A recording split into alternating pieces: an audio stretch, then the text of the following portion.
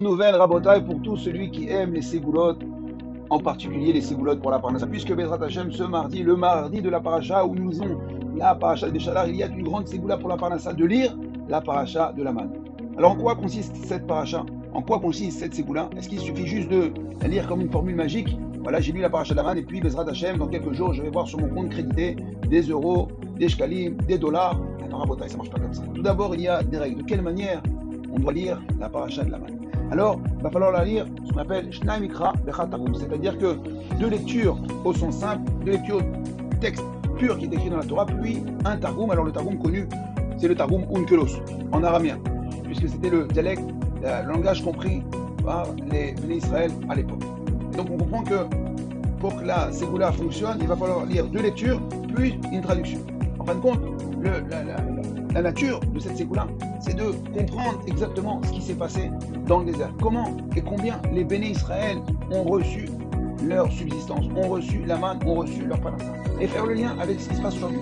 De comprendre qu'aujourd'hui, même si j'ai fait 2, 3, 5, 10, 15 ans d'études, même si j'ai Baruch Hashem, j'ai des bureaux, j'ai des régies, je suis médecin, j'ai un master, je suis intelligent, je suis beau, tout ce que vous voulez, et que c'est grâce à ça que je reçois la parnassa, il faut comprendre qu'aujourd'hui la parnassa, c'est exactement pareil qu'à l'époque du désert. C'est Akadosh Baruch Hu qui nous donne en main propre notre subsistance.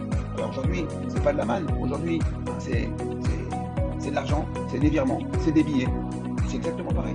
C'est Akadosh Baruch Hu qui pourvoit à nos besoins. On voit qu'à l'époque de la manne, chacun il prenait dans les champs, il glanait. Il y en a qui prenaient plus, il y en a qui prenaient moins. Et ils se rendaient compte que lorsqu'ils arrivaient à la maison, il n'avait pas plus que ce qu'il devait recevoir. Celui qui prenait beaucoup, il voyait qu'en fin de compte, il arrive à la maison, il y avait moins. Celui qui prenait un petit peu, des fois il arrive à la maison, il avait un petit peu plus. Pour comprendre que c'est Akadosh Baruch Hu qui gère. Donc d'ailleurs, premièrement, ça ne sert à rien de tricher, de vouloir prendre plus, de faire plus d'efforts que ce qu'il en faut. Akadosh Baruch Hu, c'est lui qui décide.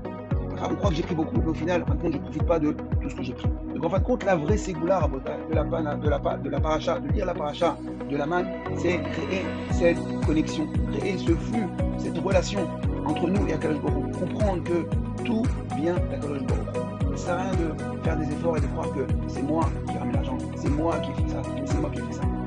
En od milevato. En fin de compte, la manne, c'est la émouna, se renforcer dans la émouna. Et lorsqu'on va avoir une émouna pure, alors on aura un conduit, un flux d'abondance pure. Et à ce moment-là, quand c'est pur, quand c'est limpide, Akadosh Baruch Hu pourra nous envoyer encore plus et avoir encore toujours plus. Od de Tertov, od de Tertov. Alors je vous souhaite à tout à chacun Parnassa Tova, Parnassa Beshefa, et surtout de profiter de notre Parnassa dans la joie, la santé et la sérénité. À très bientôt. Be'atzlacha.